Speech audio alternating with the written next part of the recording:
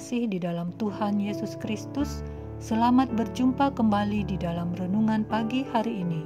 Sebelum kita membaca dan merenungkan firman Tuhan, marilah kita bersama-sama mempersiapkan hati dan pikiran kita dan memohon tuntunan Roh Kudus. Mari kita berdoa. Ya Tuhan Allah kami, dikuduskanlah nama-Mu. Dengan penuh kerendahan hati, kami datang kembali menghadap-Mu. Kami berterima kasih untuk penyertaan yang boleh kami terima daripada-Mu sampai saat ini. Terima kasih ya Tuhan. Selanjutnya, kami akan membaca sebagian dari firman Tuhan untuk mengawali aktivitas hari ini. Kami yang terbatas dengan pengertian ini, memohon Roh Kudus membantu kami, menjadikan kami mengerti akan firman-Mu. Bahkan kami diperkenankan kiranya menjadi pelaku firman-Mu yang setia.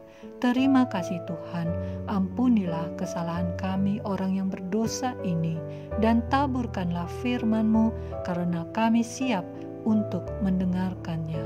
Amin. Saudara-saudari yang dikasihi Tuhan, renungan firman Tuhan pada pagi hari ini terambil dari Yohanes pasal 10 ayatnya yang ke-7 sampai 10. Saya akan membacakannya untuk kita. Maka kata Yesus sekali lagi, "Aku berkata kepadamu, sesungguhnya akulah pintu ke domba-domba itu. Semua orang yang datang sebelum aku adalah pencuri dan perampok, dan domba-domba itu tidak mendengarkan mereka. Akulah pintu, barang siapa masuk melalui aku, ia akan selamat, dan ia akan masuk dan keluar menemukan padang rumput. Pencuri datang hanya untuk mencuri dan membunuh dan membinasakan. Aku datang supaya mereka mempunyai hidup dan mempunyainya dalam segala kelimpahan." Saudara-saudariku yang terkasih, judul renungan pada pagi hari ini adalah "Ia adalah Pintu". Saudara-saudari yang dikasihi Tuhan, kecuali Yesus, tidak ada manusia yang tidak berdosa, bahkan seorang hamba Tuhan sekalipun, termasuk orang yang mengaku sebagai orang percaya. Semua tidak terlepas dari dosa dan perbuatan dosa. Belum lama ini, kita dikejutkan dengan berita seorang apologet Kristen terkenal yang ternyata melakukan perbuatan bertolak belakang dengan pengajarannya, dan hal itu terbongkar bahkan setelah kematiannya. Banyak orang yang kecewa. Saudara-saudari yang dikasihi Tuhan, orang-orang Farisi tidak menyukai Yesus. Mereka selalu mencari-cari kesalahan Yesus. Ketika mereka mendapati berita bahwa Yesus menyembuhkan mata orang buta pada hari Sabat, maka mereka semakin menuduh Yesus bahwa Yesus itu tidak datang dari Allah, bahwa Yesus adalah orang berdosa karena tidak menghormati hari Sabat. Tetapi ada juga yang berpendapat lain, yang mengatakan bahwa bagaimana mungkin seorang berdosa dapat membuat mujizat. Pertentangan pun timbul di antara mereka. Saudara-saudari yang dikasihi Tuhan, dikatakan dalam Yeremia pasal 10 ayat 10a, "Tetapi Tuhan adalah Allah yang benar, Dialah Allah yang hidup dan Raja yang kekal." Karena Yesus juga adalah Allah, maka jelaslah bahwa Yesus adalah satu-satunya pribadi yang tidak berdosa. Bahkan Yesus menyatakan bahwa Dia adalah pintu, sebagaimana perumpamaan yang disampaikannya kepada orang-orang, termasuk kepada orang-orang Farisi itu. Saudara-saudari yang dikasihi Tuhan, sebagai pintu, Yesuslah yang berkuasa sebagai pemegang kunci yang berhak membuka pintu untuk menerima orang-orang datang untuk berjumpa, bersekutu bersama kita. Yesus juga yang berhak menutup pintu yang menghalangi mereka, para pencuri yang mau masuk mengambil kita. Orang-orang yang tidak mempercayai Allah, orang-orang yang melakukan kehendaknya sendiri, orang-orang yang mencari keuntungan diri sendiri adalah para pencuri yang akan ditolak dihalangi oleh Yesus, pintu tidak dibuka untuk mereka. Tetapi setiap orang yang masuk melalui pintu Yesus dan berada di dalamnya, di dalam ruangan di balik pintunya, adalah orang-orang yang akan memperoleh kelimpahan dan keselamatan yang sejati. Orang-orang senantiasa dijaga oleh Tuhan. Mazmur 121 ayat 8 dikatakan, Tuhan akan menjaga keluar masukmu dari sekarang sampai selama-lamanya.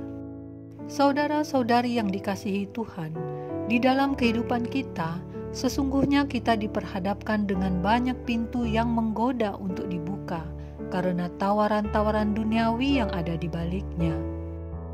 Tawaran hidup berkelimpahan, tawaran kesuksesan karir, tawaran kebahagiaan, dan masih banyak lagi. Tetapi di balik tawaran itu, kita harus mengorbankan waktu bersama Tuhan. Kita harus melakukan hal-hal yang bertentangan firman Tuhan, bahkan harus melepaskan iman. Maka, hendaklah kita senantiasa waspada, tidak boleh lengah, dan harus menyadari jebakan yang ada di sebalik pintu-pintu yang menggoda, yaitu berujung kepada kebinasaan kekal. Iman yang lemah akan meringankan tubuh kita untuk melangkah masuk ke pintu-pintu itu. Saudara-saudari yang dikasihi Tuhan, oleh sebab itu, kuatkanlah dan teguhkanlah hati, kenalilah dan pilihlah pintu yang benar dan berlindunglah di dalamnya.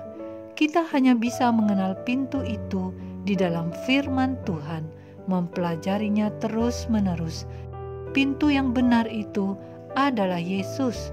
Ia adalah pintu menuju jalan keselamatan kekal. Pada Yohanes pasal 14 ayat 6 dikatakan, kata Yesus kepadanya, Akulah jalan dan kebenaran dan hidup. Tidak ada seorang pun yang datang kepada Bapa kalau tidak melalui aku. Demikianlah renungan pada pagi hari ini. Tuhan memberkati. Kita akan menutup renungan dalam doa, tetapi jika saudara ingin didoakan secara khusus, hubungi email kami. Kerinduan kami agar channel ini menjadi berkat bagi banyak orang. Mari kita berdoa. Terima kasih untuk firman yang boleh kami dengarkan sebentar tadi ya Tuhan. Sungguh kami berbahagia karena kami sudah mengenal pintu kami, pintu yang kokoh, pintu masuk jalan keselamatan. Kami memohon pengasihan-Mu, biarlah kiranya kami tetap selalu berada di dalamnya. Dan tolonglah ya Tuhan, agar kami tidak tergoda masuk ke dalam pintu-pintu lainnya yang menuju kebinasaan, walaupun menawarkan kebahagiaan, karena semua itu semu adanya. Terima kasih ya Tuhan, kalau sampai saat ini kami selalu merasakan perlindungan-Mu. Sebentar lagi ya Tuhan, kami akan melanjutkan aktivitas kami. Kami serahkan seluruh kehidupan kami kepadamu.